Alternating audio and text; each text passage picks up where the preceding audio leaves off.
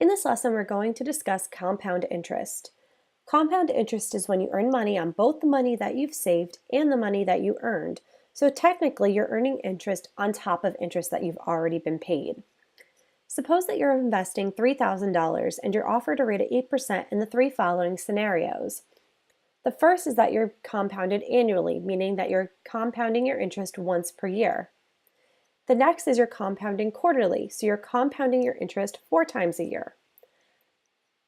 The third scenario is that you're compounding monthly, so you're compounding your interest every month or 12 times a year. We want to know how much money we're going to have at the end of the first year. So if we're compounding annually, that means that entire 8% is being used at the end of the year. 8% of $3,000 is $240. Added back to the $3,000 we already have in the account gives us a grand total of $3,240 at the end of the first year. If we're compounding quarterly, that means that we're splitting this 8% between 4 periods. So the first period or the first quarter we have 2%, the second will be 2%, and so on. So it's equally divided among the time period. If we want to calculate how much interest we earned in the first time period, or the first quarter, we're taking 2% of $3,000, which is $60. So at the end of the first quarter, our account has $3,060. That's our new principal. So in the second quarter, we're not taking 2% of $3,000, we're taking 2% of $3,060. So that's what it means when you say that you're earning interest on top of interest. At the end of the second quarter, we earned $61.20. So it's slightly more interest than what we earned in the first quarter because now we have more money in the account. So at the end of the second quarter, we have $3,121.20 in the account.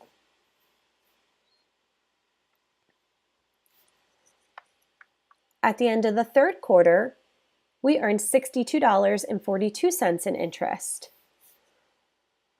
So we have $3,183.62.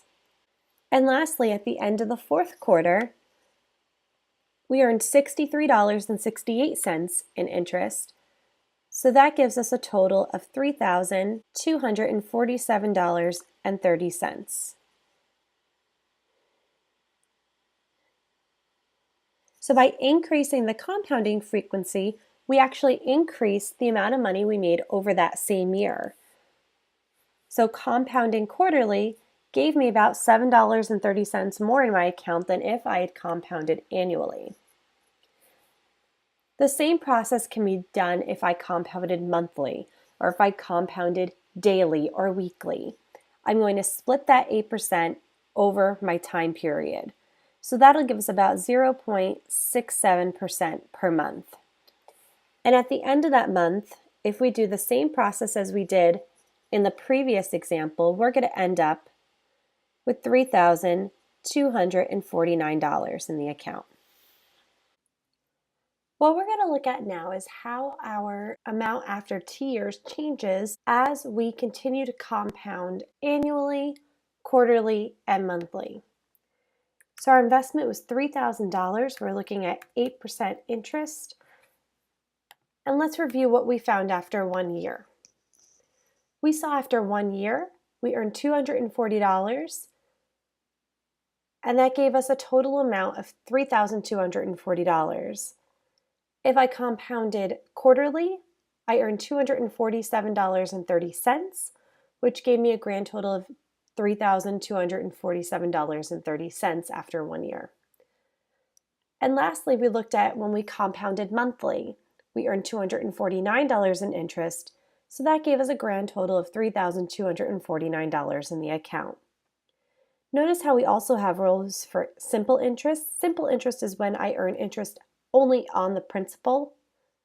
So there's no compounding here. We would never earn interest on interest that we've already earned.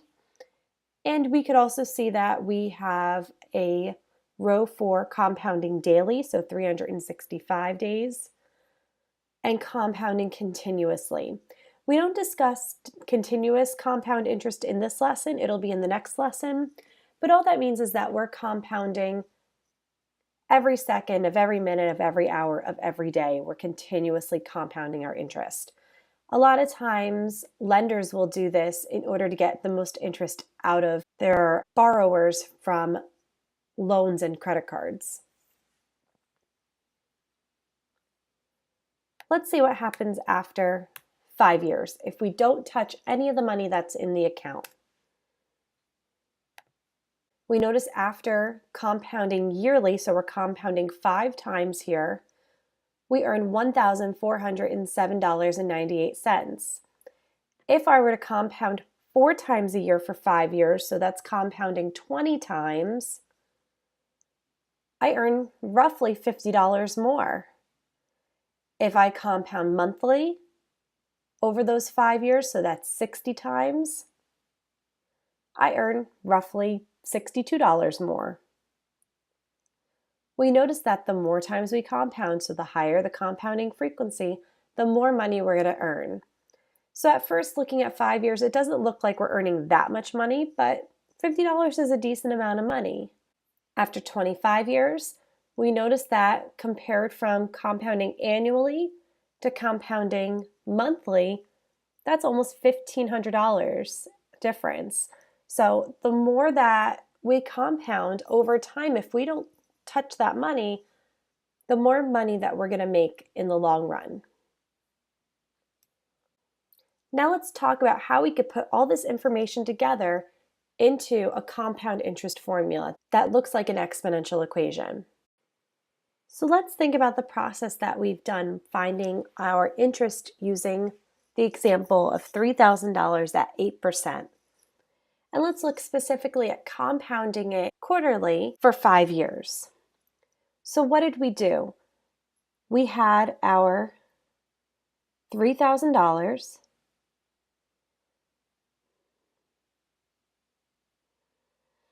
and we found the amount of interest. We had to find the amount of interest for every quarter. We did that by multiplying 0.08 divided by the number of times per year that we compounded. In this case, since we compounded quarterly, that's 4 times a year. We then took whatever this interest amount is and added it back to the principal, which was $3,000. That would give me my new total amount, and it would be my new principal for the next year. So I would do this for a certain number of times per year for a certain number of years.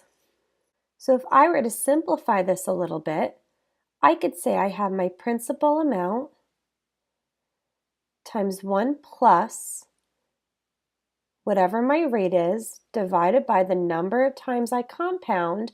And since I do this process in here multiple times for multiple years, I would raise it to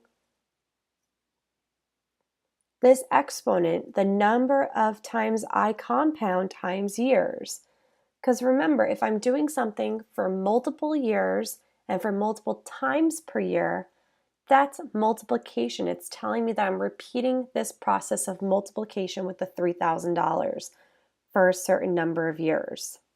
In our example, we're looking at 4 times a year for 5 years. So this exponent here is going to end up being 20 because I would be finding all these different interest amounts over the course of 20 compounding periods, 4 times a year for 5 years. This is going to give me my total amount at the end of 5 years.